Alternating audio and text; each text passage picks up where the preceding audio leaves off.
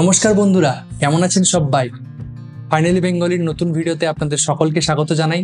আজকে আমরা আলোচনা করতে চলেছি প্যারিস অলিম্পিক্সে ভারতের এখনো অবধির যাত্রা নিয়ে। তাছাড়াও এই প্যারিস অলিম্পিক্সের ঘটে যাওয়া কিছু ভালো এবং খারাপ মুহূর্ত নিয়ে, কিছু কন্ট্রোভার্সিয়াল মুহূর্ত নিয়ে, কিছু ইন্টারেস্টিং স্ট্যাটস ফ্যাক্টস নিয়ে এবং অতি অবশ্যই নীরজ চোপড়াকে নিয়ে।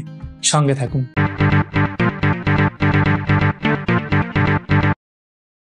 তো শুরুতেই আমরা শুরু করি শুটিং দিয়ে। তো শুটিংয়ে আমরা দেখেছি এইবারে ইন্ডিয়া হিস্টোরিক্যাল রেকর্ড করেছে, যেখানে আমরা শুটিংয়েই 3টি পদক পেয়েছি। এখনো অবধি আমরা 3টি পদকই পেয়েছি সমস্ত ইভেন্ট মিলে, যার মধ্যে 3টি এসেছে শুটিং থেকে। 100% রেকর্ড। মানু ভাকর, যেনাকে প্রচণ্ড পরিমাণে রেট করা হয় টোকিও অলিম্পিক্স থেকে এবং তার আগে থেকে, উনি কিন্তু 2টি ব্রোঞ্জ পদক জিতেছেন ভারতের হয়ে 10 মিটার এয়ার পিস্টল ইভেন্টে এবং মিক্সড ইভেন্টে সরবজোৎ সিং এর সাথে। আমরা যদি সরবজোৎ সিং এর কথাতে আসি, তাহলে সরবজোৎ সিং নিজের ইন্ডিভিজুয়াল ইভেন্টে 9th ফিনিশ করেছিলেন এবং সেই কারণে উনি ফাইনালে কোয়ালিফাই করতে পারেননি, কিন্তু উনি মিক্সড ইভেন্টে মানু ভাকারের সাথে ব্রোঞ্জ মেডেল জিতেছেন এবং হারিয়েছেন কোরিয়ান জুটিকে। আমরা যদি আসি অর্জুন বাবুতার ক্ষেত্রে, তো আমরা দেখেছি উনি 4th ফিনিশ করেছেন। একটুর জন্য উনি মেডেল প্লেসেস থেকে দূরে চলে যান এবং রামিতা জিন্দাল, উনিও কিন্তু ফাইনালে কোয়ালিফাই করেছেন। এবারে অলিম্পিক্সে ভারত 21 জন প্রতিনিধি পাঠিয়েছিল শুটিংয়ের। 21টা কোটা কিন্তু ভারত দিয়েছিল, যেটা সেকেন্ড হাইয়েস্ট আফটার চায়না। তো এটা খুবই খুশির খবর অ্যাজ অ্যান ইন্ডিয়ান আমার কাছে এবং আপনাদের সকলের কাছেও। আগামী দিনে ভারতবর্ষ শুটিংয়ে আরও ভালো ফল করবে এবং লস অ্যাঞ্জেলেসে আমরা আবার সোনার মুখ দেখব অভিনব বিন্দ্রার পরে। আমরা যদি স্কিট এবং ট্র্যাপের দিকে আসি, সেখানেও ভারতবর্ষের অনেক প্রতিনিধি ছিলেন, কিন্তু ওনারা কেউই ফাইনালে কোয়ালিফাই করতে পারেননি। আজকে লাস্ট ইভেন্ট ছিল যেখানে ভারতবর্ষের মেডেল দাবিদাররা ছিলেন, যেখানে বিজয়বীর সিদ্ধু এবং আনিস ছিলেন, কিন্তু ওনারা একটুর জন্য ফাইনালে কোয়ালিফাই করতে পারেননি। ওনাদের লাস্ট সিরিজটা ভালো হয়নি, নাহলে ফাইনালে ওনার মধ্যে যে কোনো একজন কোয়ালিফাই করতেন। তো চলুন আমরা কিন্তু এবারে আর্চারির দিকে যাই। আর্চারিতে কিন্তু বিগত 4টে অলিম্পিক্সের মতো এবারেও আমাদেরকে নিরাশ হতে হয়েছে। 5টি ইভেন্টের মধ্যে 5টি ইভেন্টেই আমরা মেডেল জেতার যোগ্যতা রাখতাম। আমাদের কাছে যথেষ্ট ক্যাপেবল আর্চাররা ছিল যারা টপ লেভেলে ভালো পারফর্ম করেছে। মেন্সের যদি ইন্ডিভিজুয়ালের কথায় আসি, Dhiraj Bommadevara, one of the brightest medal prospect for আস।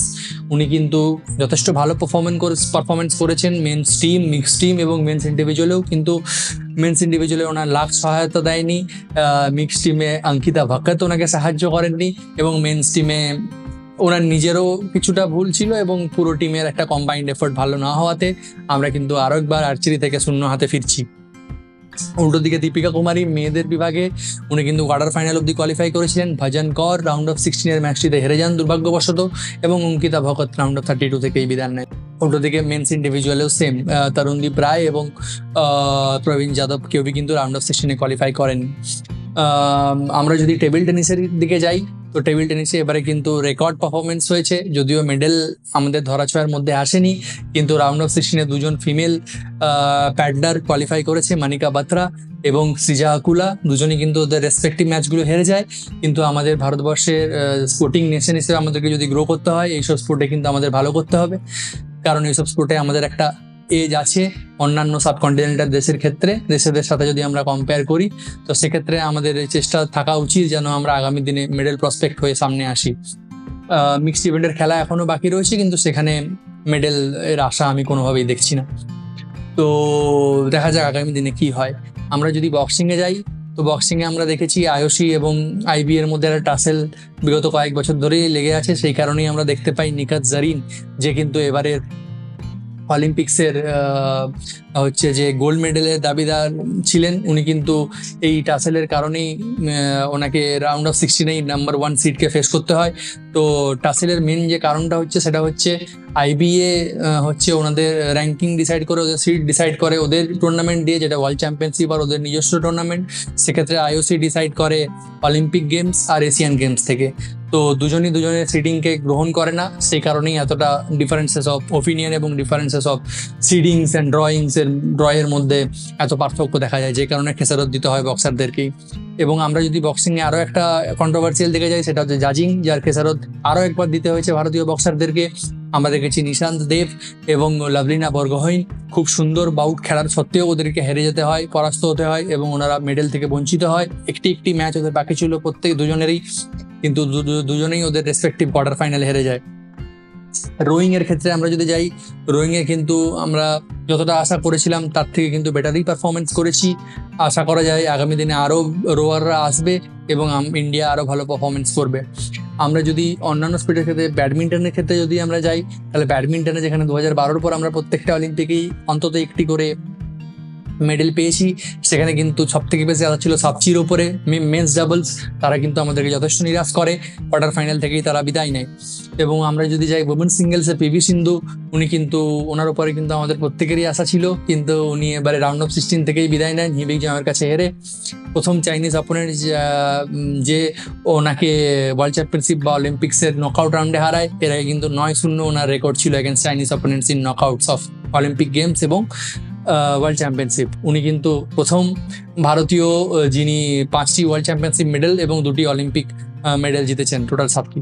এবং পুরুষদের ক্ষেত্রে যদি যাই, 5টি ওয়ার্ল্ড চ্যাম্পিয়নশিপ মেডেল কিন্তু একমাত্র ইন্ডিয়ানেরই রয়েছে। তাই উনি কিন্তু ভবিষ্যতে একটি রেকর্ড গড়তে পারেন, যেটা অ্যাজ এন ইন্ডিয়ান পক্ষে প্রত্যেকেরই গর্ব হওয়া উচিত। আমরা যদি মেন সিঙ্গলসের ক্ষেত্রে আসি, তাহলে লক্ষ্য সেন, উনি কিন্তু সেন্সেশনাল ফর্মে আছেন। উনি কিন্তু পুরো টুর্নামেন্ট জুড়ে দারুণ ব্যাডমিন্টন খেলেছেন। উনি কিন্তু নাম্বার 3 সিড জোনাথন ক্রিস্টিকে হারিয়েছেন গ্রুপ স্টেজে।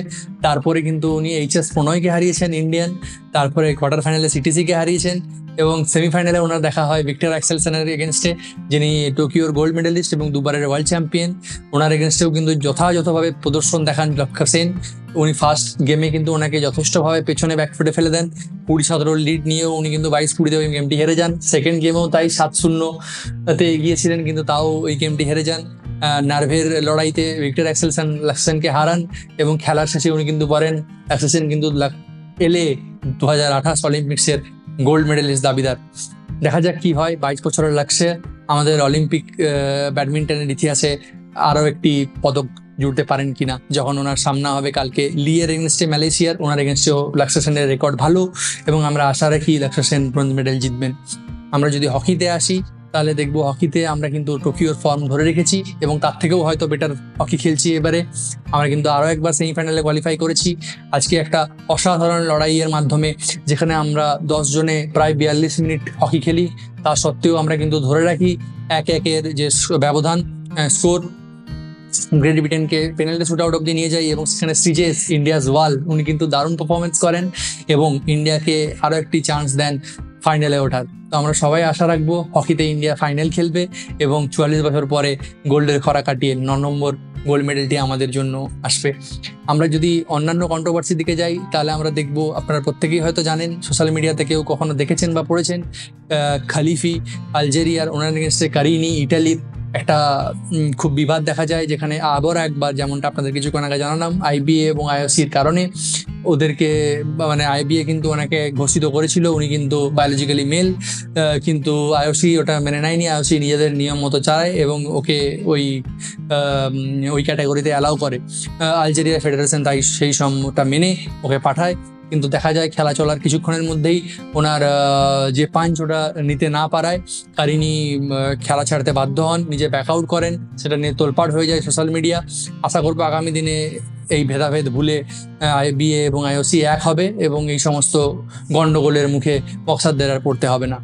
উল্টো দিকে আমরা দেখতে পাই প্যারিসের জল নিয়ে যে নদীতে ওপেনিং সেরেমনি হয়েছিল, সেই জলের থেকে বিষাক্ত কিছু জীবাণু পাওয়া যাওয়াতে কিছু গেম ডিলেড হয়, যে কারণে অথরিটিকে প্রচুর সমস্যার সম্মুখীন হতে হয়।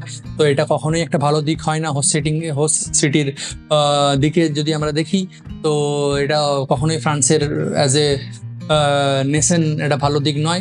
আগামী দিনে হয়তো এটা প্রত্যেকটা হোস্ট সিটি নজর রাখবে। এই আজকের ভিডিওতে এতটাই।